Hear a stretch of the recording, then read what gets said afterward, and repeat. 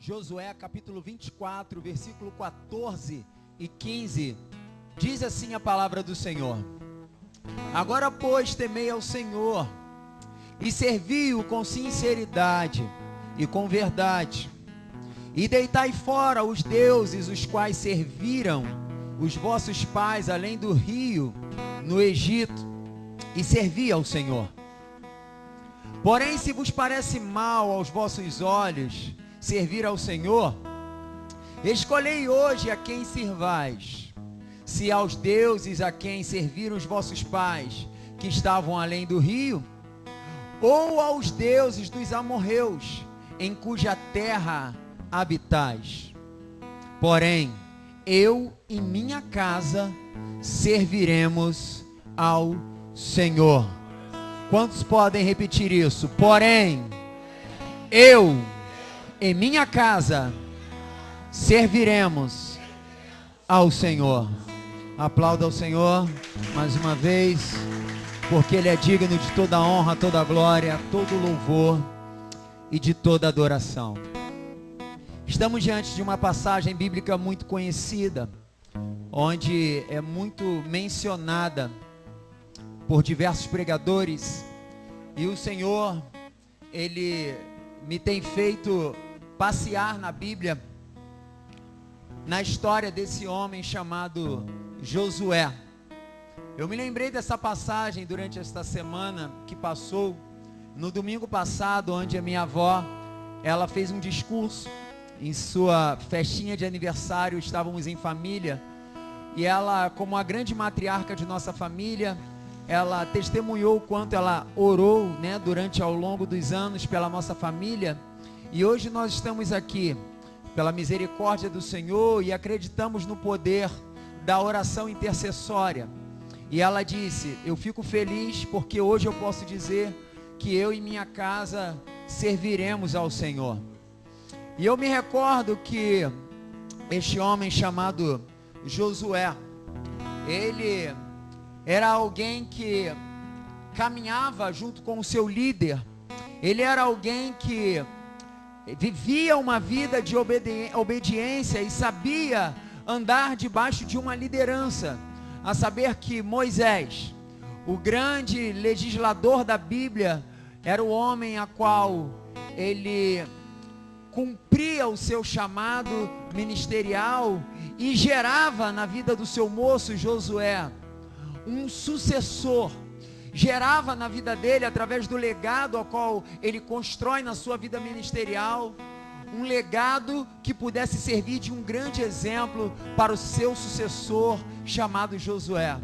Eu costumo dizer que nós, como pastores, como líderes ou como pai de família, nós precisamos saber que a nossa missão é gerar sucessores, gerar discípulos que sejam ainda melhores do que nós. Se os meus discípulos, se os meus filhos, eles não puderem ser melhores do que eu sou, eu errei em algum momento. Eles precisam acompanhar a evolução, olhar para mim e se espelhar no legado que eu tenho construído. Mas eu sei que a tecnologia, a informação vai alcançar a vida deles quando eu não estiver mais aqui, e eu tenho certeza que eles vão voar e vão galgar caminhos maiores do que os meus. Essa é a expectativa do coração de um líder: poder gerar liderados, poder gerar discípulos que sejam ainda melhores do que ele mesmo. E eu entendo que Moisés, ele teve a felicidade de poder gerar, através da vida de Josué, um discípulo muito bem formado. E ali, a história vai dizer que Moisés, ele morre. Ninguém encontra o seu corpo. Aí existe diversas passagens da Bíblia que dariam para a gente sermões bem longânimos aqui, se fôssemos falar sobre eles, como por exemplo, Satanás disputando pelo corpo de Moisés. Mas sabemos que em dado momento, após a morte de Moisés, Deus chama Josué e o encoraja. Chama Josué e diz para Josué: olha aqui, Moisés, o meu servo, ele é morto. E eu preciso que você se esforce e tenha bom ânimo, porque assim como eu fui com o meu servo Moisés, assim eu também serei contigo. Assim como eu fui com ele, aonde quer que tu fores, eu serei contigo. Onde quer que tu colocares a planta dos teus pés, eu te darei. Porque assim como eu fui com Moisés, eu também serei contigo. Mas eu preciso que você entenda uma coisa. Lembra de tudo aquilo que ele te ensinou? Lembra de tudo aquilo que ele construiu como um legado e trouxe como referências boas para a sua vida? Eu me lembro que em algum momento da Bíblia, um dia Deus, ele chama Moisés, ele diz para Moisés: Moisés, diga para os seus filhos, diga para os filhos dos seus filhos, e também para os filhos dos seus netos, a história do Deus de Israel. Eu imagino que Josué, ele conhecia a história do Deus de Israel por tudo aquilo que ele havia vivenciado durante aqueles 40 anos de peregrinação em meio a um deserto, e também por tudo aquilo que Moisés devia contar para ele de experiências que ele teve, experiências extraordinárias. Quem conhece a história e a biografia um pouco de Moisés, sabe que Moisés foi alguém que por 2 vezes subiu ao monte e ficou por 40 dias lá em cima. Quando ele desce, o rosto dele brilhava, e eu imagino que como alguém que via Deus face a face, quando entrava dentro da sua tenda, como alguém que numa certa feita, escondido em uma fenda da rocha, agora Deus coloca a mão sobre ele, passa, ele olha e ele vê Deus pelas costas. Eu imagino que ele agaria tanta experiência, que quando ele sentava para conversar com o seu moço, com o seu discípulo, chamado Josué, Josué devia ficar com o coração acelerado.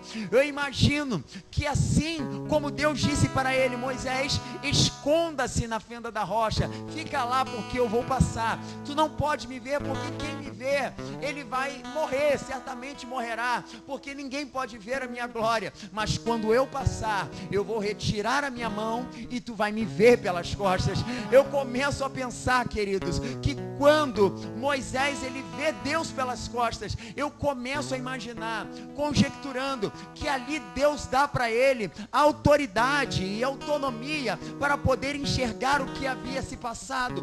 Quando nós entendemos que olhar para as costas, isso está falando olhar para aquilo que está para trás, aquilo que já passou. Aí ele pega uma caneta. Eu não sei como estava o dia dele, como estava o seu ânimo, se ele estava melancólico, mas estava inspirado. Ele pega uma caneta e ele agora, com tudo que ele entende, ao ver as costas e o passado de Deus, ele começa a escrever dizendo: no princípio criou Deus os céus e a terra, era sem forma, era vazia, havia trevas sobre a face do abismo, o Espírito de Deus se movia sobre a face das águas, e Deus disse: haja luz, e houve luz.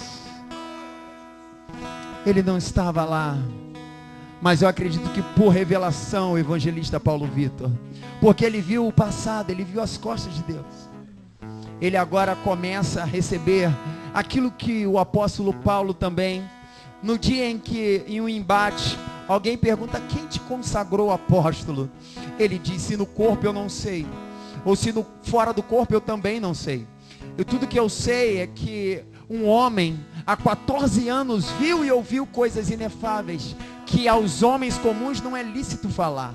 Eu imagino que homens que têm vida e experiências com Deus, muitas vezes eles não vão poder falar o que receberam de Deus em sua totalidade, mas eles têm algo do Senhor que eles levam consigo. E Moisés agora ele escreve isso, ele revela isso, o que para nós é o livro do Gênesis, o livro do princípio de todas as coisas. E agora Josué, ele está recebendo um encorajamento de Deus, que disse para ele: Josué, não aparta de ti o livro da lei que eu dei para Moisés, o meu servo. Tudo aquilo que ele passou para você, leva isso para a tua vida, para que prospere em todos os seus caminhos. E aí, irmãos, eu já abro um leque aqui para dizer para você que numa noite como essa, uma palavra como essa, você precisa entender que você não pode sair daqui da mesma forma que você entrou, irmão. Você não pode sair daqui com aquele sentimento de depressão, aquele sentimento que te coloca para baixo, que você pensa que você não pode as coisas, irmãos. Olha, Deus, ele olha para Josué triste, porque o luto, ele é necessário, mas ele não pode ser eterno. O luto, ele vem, porque a Bíblia, ela diz: chorai com os que choram, se alegrai com os que se alegram. Mas o luto, ele não pode ser eterno, ele tem prazo de validade, ele tem início, ele tem fim. E Deus olha para Josué e fala assim: ó, acabou, cara, eu preciso que você esforça-te e tenha bom ânimo, pegue toda a palavra, todo o livro da lei e conduza a sua vida. E eu não sei se você está entendendo o que Deus já está falando nesta noite aqui. A bula, a palavra de Deus, a palavra da verdade, ao qual, quando nós a conhecemos, ela gera libertação em nós. Quando nós a conhecemos, ela pode nos guiar, sim, por verdes pastos, por mansas águas tranquilas, e trazer um grande refrigério para a nossa alma. Irmãos, ela está aqui, está sendo pregada. Então você precisa sair daqui transformado pelo poder que há nela. Sim. É isso, Josué. Esforça-te e tenha bom ânimo, para que te conduza da forma a qual eu quero, baseado na palavra, baseado no livro da lei que eu dei para Moisés. E ali ele diz: sim, Senhor. O que tu quer que eu faça, Deus? Então, Deus olha para Josué no capítulo 3. E aí ele diz para Josué, e diz assim: Josué, diga para o povo: santificai-vos, porque amanhã fará o Senhor maravilhas no meio de vós. Santificai-vos. Porque Deus, Ele sempre está disposto a fazer coisas extraordinárias. O que acontece é que muitas vezes nós não estamos preparados para receber. E agora Ele fala para Josué: Josué, manda o povo se santificar. Manda o povo se preparar para poder receber aquilo que eu estou disposto a liberar. Eles precisam passar por um processo. Eles precisam passar por esse tempo de preparação. Diga para eles: é de hoje para amanhã. Eu não sei se eles passaram a madrugada toda. Eu sei que a ordenança de Deus foi: diga para eles se santificarem, porque amanhã eu vou fazer maravilhas no meio de vós. E ele diz para Josué: Josué, olha, leve eles além do rio, leve eles além do Jordão. O Jordão ao qual nós lemos aqui no capítulo 24, nós vamos chegar lá. Ele diz para o povo: olha, diga para o povo, para que eles possam ir atrás dos sacerdotes. Os sacerdotes, eles eram aqueles que eram da tribo de Levi. E aí a gente sempre fala isso aqui, que muitas pessoas falam: eu sou levita, ou eu quero ser levita, e entende que o levita é aquele que toca guitarra, aquele que toca bateria, e gosta de bater no peito e dizer assim: eu sou levita. Mas só que o levita na Bíblia era aquele que tinha responsabilidade de cuidar de todos os afazeres da casa de Deus, era aquele que tinha a incumbência de contar as ofertas, cuidar dos animais para o sacrifício, retirar os excrementos, né, dos animais, poder buscar lenha nova, retirar cinza do altar, para que o altar tivesse aceso, ardendo em chamas continuamente. Então o levita era aquele que trabalhava, era aquele que exercia muito trabalho na casa do Senhor. E Deus fala assim: olha, diga para eles, para os sacerdotes, que consequentemente são da tribo de Levi, para que eles possam pegar a arca da aliança, e eles venham suspender a arca por cima de suas cabeças, e eles vão seguir adiante, em direção ao rio, em direção ao Jordão. E quando tiver um espaço de 1000 côvados entre eles e o povo, aí o povo vai adiante, enxergando a arca que estará sendo conduzida por esses homens, que têm autonomia, que têm autoridade, que têm know-how para poder conduzir a arca, porque a arca não pode ser conduzida de qualquer maneira. Poderíamos falar de diversas passagens, quando, por exemplo, ela foi traga de Bet-Semes, isso lá na frente, nos tempos do rei Davi, onde pessoas que não tinham condições de conduzir a arca, colocaram ela em cima de um carro de boi. Deus matou, abrindo uma rotura em Uzá. Mas é uma outra história. Precisava ter condições, precisava ter vida com Deus, para poder conduzir aquela arca, porque ela simbolizava a presença de Deus. E aí Deus fala para Josué: Josué, diga para os sacerdotes, eles levarem a arca, e o povo vai atrás. O povo vai olhar, vai ver a arca, o povo vai atrás.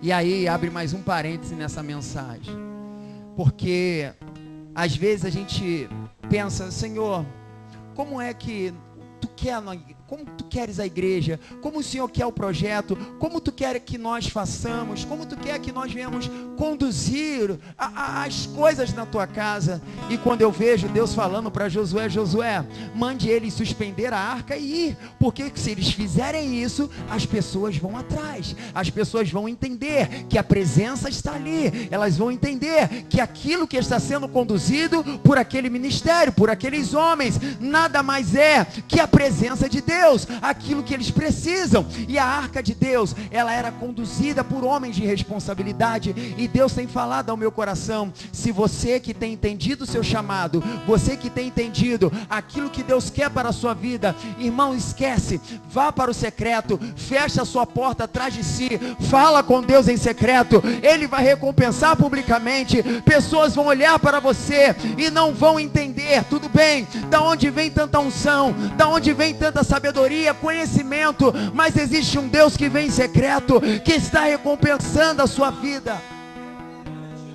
Pessoas vão olhar para você e elas vão fazer como aquele povo, elas vão atrás, elas vão acompanhar você, não porque você é tão bonitinho assim, mas porque existe uma presença que está sobre a sua vida, está sobre os seus ombros, e aí o seu ministério vai ser muito melhor.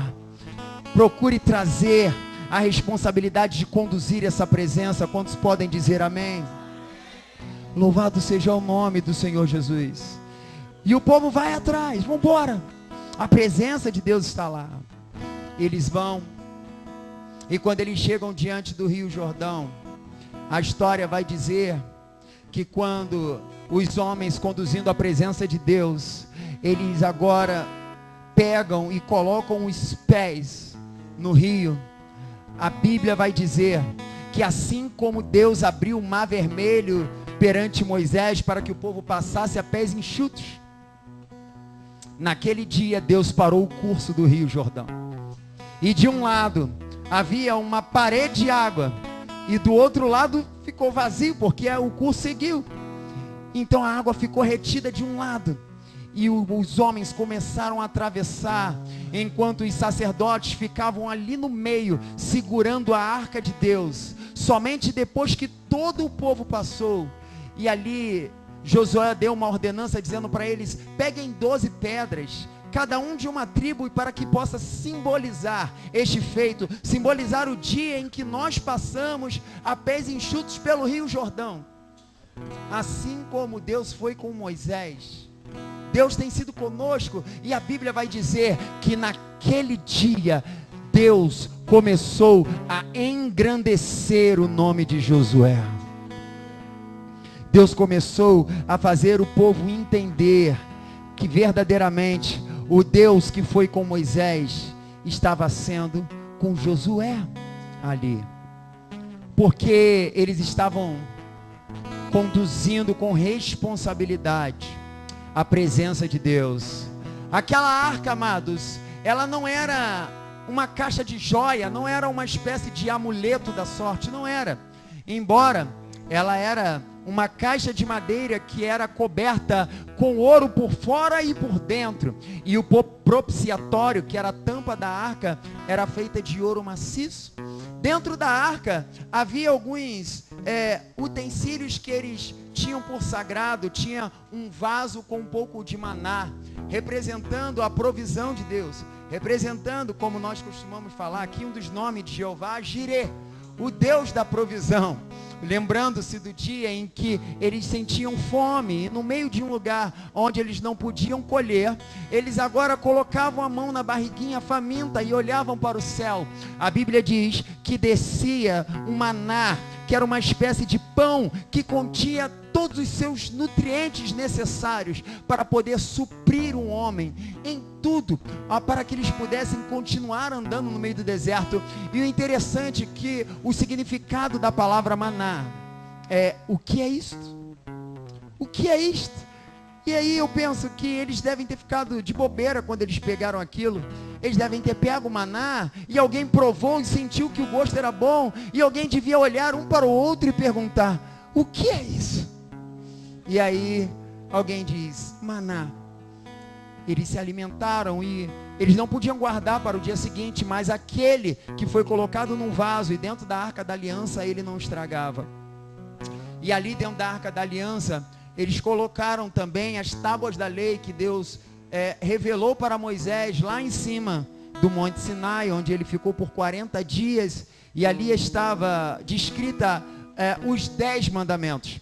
Aquelas 2 tábuas, elas foram guardadas dentro da Arca da Aliança, e também uma vara que afloresceu na mão de Arão, no dia em que foi colocado em xeque a questão do seu sacerdócio. E alguém pergunta assim: então vamos ver quem é que Deus escolheu para poder ser o sumo sacerdote sobre nós. E a história vai dizer que a única vara que floresceu foi a vara, ou o cajado que estava nas mãos de Arão, e aquilo foi um marco na história de Israel. E eles pegaram esse cajado que afloresceu e colocaram esse mesmo dentro da arca. Mas aquela arca, ela simbolizava a presença de Deus. Onde eles iam com aquilo, eles prosperavam. Deus, ele se revelava como que de fato um Deus zeloso para com o seu povo. E eles seguem adiante, eles atravessam o Rio Jordão, e a notícia começa a chegar no meio dos povos, das terras às quais Deus havia dito que iria dar para eles por herança. Uma terra que emana o leite e o mel, e eles precisavam agora expulsar alguns gigantes que estavam ali, alguns anaquins, alguns heveus, jebuseus, cananeus, tudo que é sorte de Deus, estavam lá, e eles precisavam expulsar para que eles pudessem tomar posse por herança daquela terra. E Josué, ele estava confiante naquilo que Deus já havia dado para ele, porque nos dias de Moisés, Deus já havia dito para Moisés: Moisés, mande que 12 espias possam subir e espiarem a terra ao qual eu vos darei. E foi Josué, Calebe e mais alguns 10 espias juntamente com eles, e apreciaram a terra. Quando eles voltam com a notícia para Moisés, 10 espias disseram que aquela terra era uma terra que consome seus habitantes. Ou seja, eles enxergaram dificuldade. Eles olhavam para a terra de Canaã, a terra que Deus falou: é para lá que eu vou levar vocês. E eles enxergavam somente dificuldade para que eles pudessem entrar naquele lugar. E eles disseram para Moisés: Moisés, eu não sei se será vantagem nós caminharmos naquela direção. Josué e Calebe, eles traziam boas novas. Eles diziam: a terra, ela tem homens gigantes, nós vamos expulsá-los de lá, mas vale a pena lembrar que assim como são grandes os gigantes, também serão grandes os despojos. Nós vimos que 2 homens gigantes precisavam de uma única verga para poder carregar um cacho de uva, porque os despojos daquele lugar são tão grandes quanto as guerras que nós vamos precisar guerrear ali. Amados, a Bíblia, ela chega a dizer que o reino de Deus, ele é tomado à força. Evangelista Paulo Vitor. E às vezes nós não queremos fazer aquilo que Jesus disse para nós. Ele disse: aquele que quer vir após mim, tome a sua cruz, negue-se a si mesmo e siga-me. E às vezes, muitas vezes nós não queremos renunciar e fazemos como os espias, olham e dizem assim: não, é difícil demais, não é para lá que eu vou, tem muito obstáculo, tem muita condição que o Senhor tem colocado para que eu possa entrar lá. Então, O Senhor, Ele está olhando nesta noite e Ele quer enxergar homens e mulheres com o coração como de Josué, como de Caleb, que estão falando: Senhor, se é para lá que Tu quer que nós possamos ir, Senhor, é para lá que nós vamos olhar sim para o alto, da onde virá o socorro, vamos contemplar Jesus, autor e consumador da nossa fé. Sim, porque Ele é aquele que olha para você nessa noite e Ele enxerga a tua fé. Sem fé é impossível agradar a Deus. Senhor, existem muitos gigantes. Deus, Ele tem poder para derrubar todos eles. E assim como Davi teve a graça de derrubar Golias, Deus, Ele manda dizer que todo gigante que você derrubar, vá lá e corte a cabeça dele com a espada dele, para que ele nunca mais se levante contra você. Deus vai fazer você vencer, irmãos. Nesta peleja vós não tereis que pelejar, porque o Senhor, Ele é convosco e Ele é quem pelejará por vós. E Ele pelejou pelo povo de Israel, irmãos. Eles entraram na terra, eles foram adiante, chegaram à cidade de Jericó, foram espiar aquela terra e eles viram numa casa de uma prostituta, uma mulher chamada Raabe, e a mulher esconde eles, porque ela já havia recebido uma revelação, que aquele lugar ia pertencer ao povo de Deus. Eles já sabiam que Deus tinha feito no Egito, eles sabiam que Deus havia feito no meio do Mar Vermelho, eles já sabiam que Deus já estava fazendo através de Josué, que estava vindo agora de muitas batalhas sendo vitorioso. E ela falou: é eminente que eles vão tomar esse lugar, é iminente, não tem para onde correr. O Deus dos céus e da terra está com esses caras. Então ela olha para Josué e fala assim: olha, eu sei que o Deus dos céus e da terra, Ele é com vocês, e não tem para onde correr. Eu vou abrigar vocês aqui. Se vocês puderem ter misericórdia de mim, da minha família, quando Deus der esse lugar para vocês, eu serei ricamente grata. Eu quero abrigar vocês aqui, porque eles, como espias, 2 homens apenas entraram na cidade, eles poderiam ser mortos. Eles foram até a cidade de Jericó para poder espiar. Então, como pequeno número, eles poderiam ser mortos, mas Raabe abrigou eles e disse para eles: olha, eu estou guardando vocês aqui, mas para que vocês hajam de benevolência para com a minha família, no dia em que Deus também dê a cidade para vocês. E eles disseram assim: ó, faz o seguinte, quando nós viermos aqui, Deus nos der esse lugar, você coloque um cordel escarlate, de cor escarlata, uma espécie de lençol amarrado como que uma corda pela janela, vermelho. Porque quando nós chegarmos, e eu vou dar ordem dizendo: olha, quando vocês virem um lençol vermelho pendurado, aquela casa ali está guardada, vocês não vão ferir ninguém que estiver dentro dela. E isso me remete a pensar ao que Deus fez lá no Egito, no dia em que houve a morte de todos os primogênitos, onde Deus ele falou para Moisés dizendo: olha, pegue um cordeiro e o sacrifique, pegue o sangue desse cordeiro e passa nos umbrais das portas das casas, porque quando o anjo da morte passar e ele vê a marca do sangue do cordeiro, ele vai passar adiante. Este é o significado da palavra Páscoa, né? Pissaque, que é pular, passar adiante. Quando ele passar, ele vai ver a marca do sangue do cordeiro, e aquela família estará guardada por causa da marca deste sangue. Meu Deus. E aí, agora, aqueles espias, eles falam para aquela mulher: coloque um lençol vermelho. E eu começo a pensar: Jesus, Tu és maravilhoso, Tu és tremendo, porque nos dias de hoje, existe a marca de um sangue puro, carmesim, de alguém que não merecia carregar uma cruz, que não era dele, era minha, era sua, mas ele foi para o lugar da caveira, no alto do Calvário, e levou sobre si um castigo que hoje nos traz a paz, mas pelas suas pisaduras é que nós somos sarados. Eu acredito, amados, que este sangue está sobre esse lugar, está sobre a vida daqueles que querem, está sobre a vida daqueles que creem, porque quando o anjo da morte passar, não é a enfermidade que vai poder matar você, porque ela não tem poder sobre você. A morte, ela não tem mais domínio sobre a sua vida, porque tragada foi pela vitória na cruz. Onde está, ó morte, a tua vitória? Onde está, inferno, o teu aguilhão? Onde está? Jesus perguntou, indo nas partes mais baixas, e a Bíblia vai dizer que a morte foi tragada pela vitória.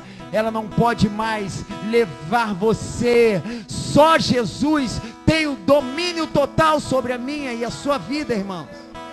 Mas é preciso entender que esta marca, a marca do sangue do Cordeiro, a marca do lençol, como que de uma escarlata vermelho, ele está sobre a minha e sobre a sua vida.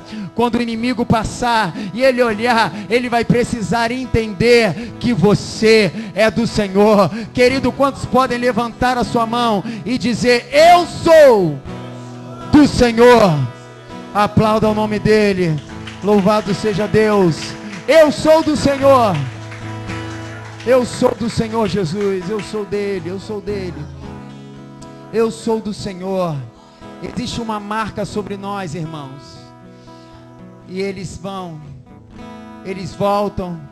Aquela mulher foi poupada. Eles passaram por muitas outras guerras. Daria sermões diversos aqui. Josué, durante a noite, ele olhava, ele ia de cima da montanha, ficava olhando, com suas estratégias de guerra, pensando: Senhor, fala comigo aqui, Senhor. A gente vai entrar nessa guerra, preciso que o Senhor fale comigo alguma coisa. Ele era um estrategista, amados. Era algo avassalador.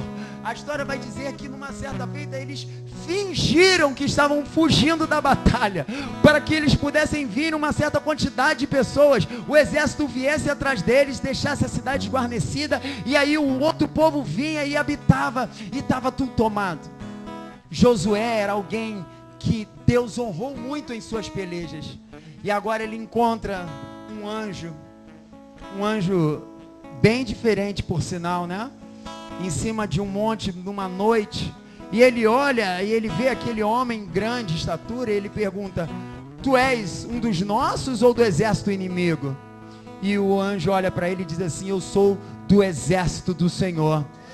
Uma passagem bem teofânica, porque nós entendemos que Jesus, ele também se manifestava de maneira esporádica no Antigo Testamento, e aconteceu ali. E ali, Jesus, ele deu algumas orientações para que Josué fosse a peleja, santificando o povo sempre. E eles iam, e assim Deus dava vitória. Só teve ocasiões onde eles perderam algumas batalhas por causa da desobediência. A história vai dizer que quando eles saem da cidade de Jericó, eles não deviam levar alguns utensílios que estavam ali, porque não agradavam ao Senhor. E eles pegaram aquelas coisas ali que era de Babilônia, algumas roupas de Babilônia, alguns utensílios de prata, de ouro, que eles olhavam, vinham brilhar. E aí, eu já digo para vocês, irmãos, cuidado, porque nem tudo que brilha é ouro, tá? Nem tudo que reluz é ouro. E aí eles olhavam e ficavam atraídos por certas coisas, e Deus falou: não, é para destruir a cidade, não é para pegar nada aí não. E aí um homem chamado Acã, ele pega e esconde algumas coisas, e agora o povo vai para uma outra peleja, e eles fogem diante da frente de batalha. E Josué agora começa a chorar, e começa a prantear, jogar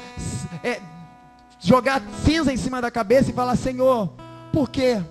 Tu falou que ia dar para a gente por herança essa terra, e hoje os homens se acovardaram na guerra. A gente vinha tão bem, e hoje nós fugimos diante dos nossos inimigos. Deus olha para Josué e diz para Josué: Josué, faça o seguinte: tirai o anátema do meio de vós. Tirai o anátema. E aí, a história vai dizer que eles tiveram que fazer uma triagem, e eles chegaram naquela família de Acã, e descobriram que eles estavam com coisas que não eram de Deus, escondidas no meio do povo. E eu acredito que naquela época, a atitude de Josué, orientado por Deus, deve ter causado um grande espanto nas pessoas, porque aquele povo ele teve que ser eliminado. E aí hoje, nós muitas vezes, compomos um ministério e todo mundo pensa assim: por que não é qualquer um que pode cantar? Por que não é qualquer um que pode tocar? Por que não é qualquer um que pode obrar ou pregar? Por que não é qualquer um?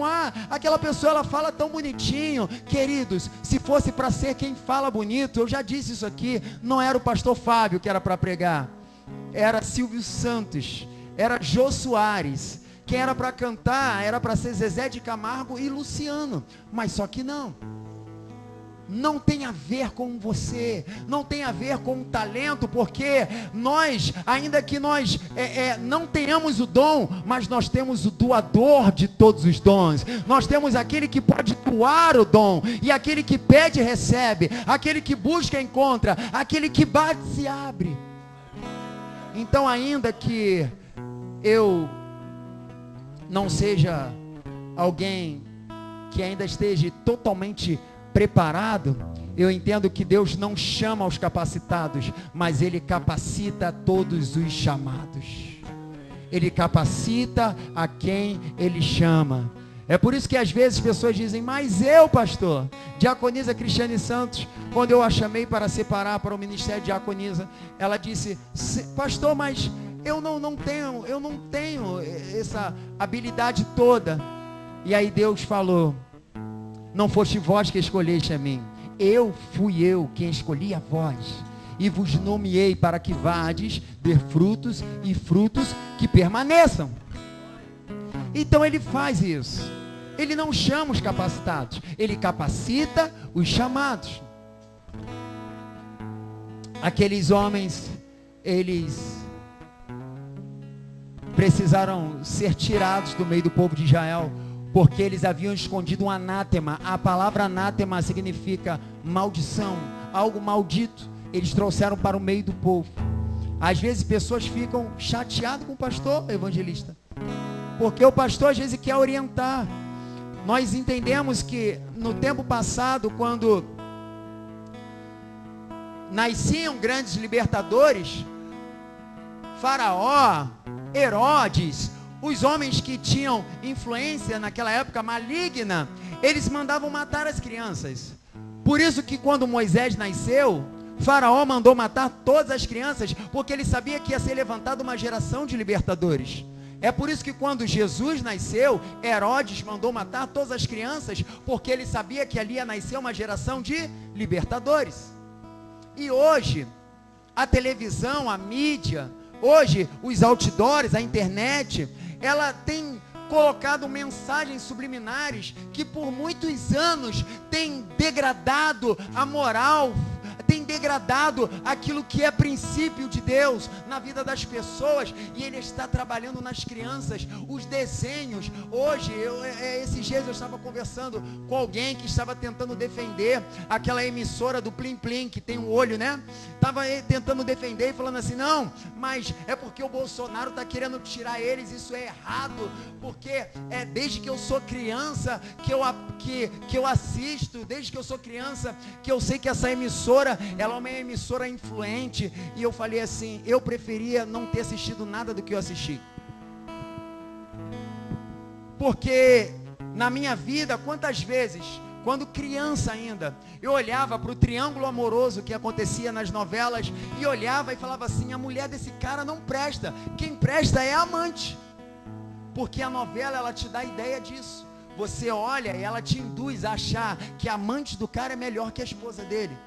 No último capítulo, sempre tem uma aparição espírita no final, né? Onde a pessoa começa a se comunicar com os mortos, onde a minha Bíblia ela diz que após a morte segue-se o juízo, irmãos. Eu assisti a um desenho do He-Man, aonde um Exu, com um chamado esqueleto, ele todas as vezes se manifestava ali na televisão, abrindo portais do inferno dentro da minha casa. E isso acontece hoje, raposas de 9 caudas e coisas do tipo. E aí, a gente pensa que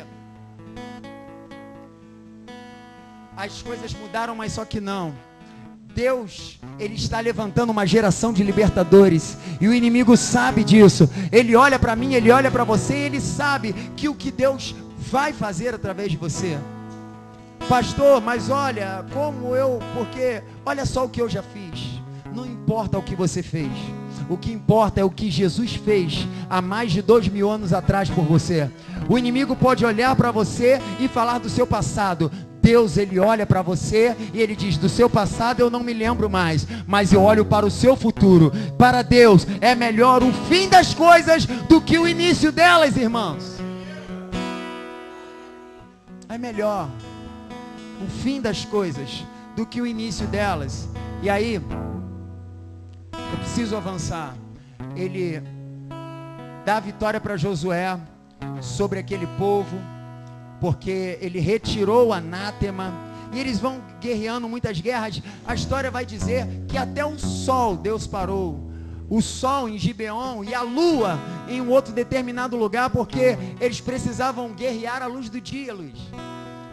Eles chegaram em um dado lugar, aonde para eles poder vencer, eles não tinham OVN, que é o óculos de visão noturna. Hoje o exército tem esse recurso, naquela época não tinha. Então, o que Deus podia fazer era fazer com que o dia durasse mais horas para que eles pudessem lutar. E a Bíblia vai dizer que o sol parou. A Bíblia diz que o sol parou. Nós sabemos que isso é uma questão da ótica do observador. Aquele que escreve a passagem, ele escreve de acordo com a sua ótica, do que ele está observando. Ele vê o sol parado de um lado, a lua para o outro, e ele diz que o sol parou. Hoje nós entendemos que Deus parou a terra.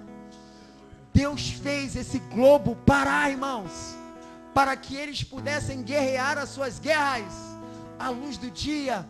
E aí, muitas vezes você está ainda questionando a Deus, como é que você vai pagar as suas contas, como é que você vai sair da situação a qual você está, porque é que Deus ainda não fez na sua vida. Irmãos, Ele parou, foi o sol, irmãos, a terra.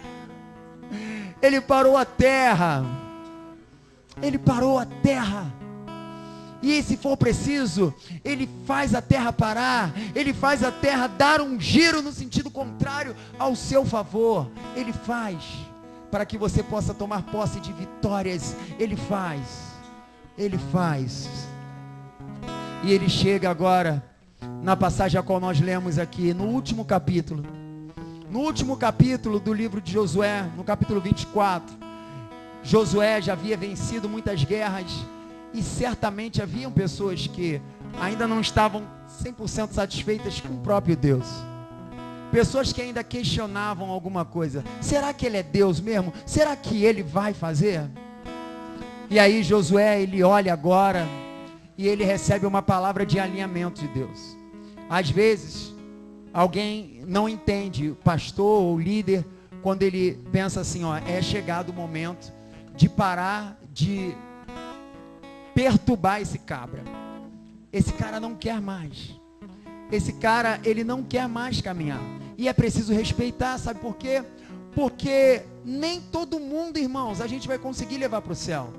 E aí, eu começo a me preocupar com a palavra que diz que adianta ganhar o mundo inteiro e perder a sua alma.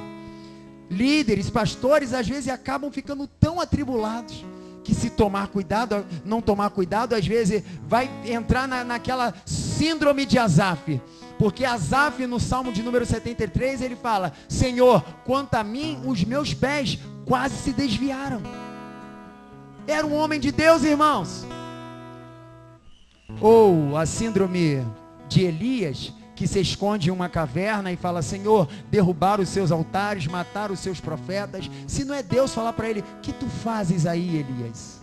E naquele dia Deus não estava no fogo, Deus não estava no vento, Deus estava numa brisa suave que falava com ele: que tu fazes aí? manda corvos, manda comida e diz para ele: coma, porque com a força dessa comida tu vai caminhar por mais 40 dias, por mais um período. Aí, irmãos, às vezes é preciso deixar algumas pessoas. Não é porque pastores desistem de pessoas, não é porque Josué desistiu de alguém, é porque Deus agora mostrou para ele durante aquele período que agora eles iam entrar na terra prometida e só iam entrar aqueles que realmente quisessem entrar. E aí ele recebe uma palavra de Deus e ele passa para o povo, ele diz assim: olha, Deus manda eu dizer para vocês o seguinte,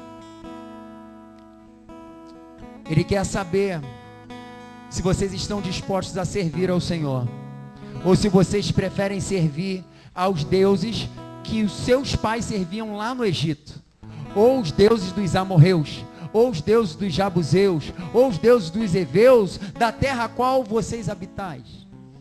Deus quer saber se vocês preferem servir hoje os deuses que estavam além do rio. Que rio? O rio Jordão, que eles atravessaram a pés enxutos. Haviam muitos deuses antes disso. Eles vieram do Egito, irmãos, e no Egito tinham muitos deuses lá. E aí, agora Deus fala assim, ó, hoje é o ultimato. Eles querem servir a quem? Os deuses que eles viram lá no Egito, o Deus dos pais deles, ou que eles querem servir ao Senhor? Josué, diga para eles o seguinte, que tu vai fazer a tua parte.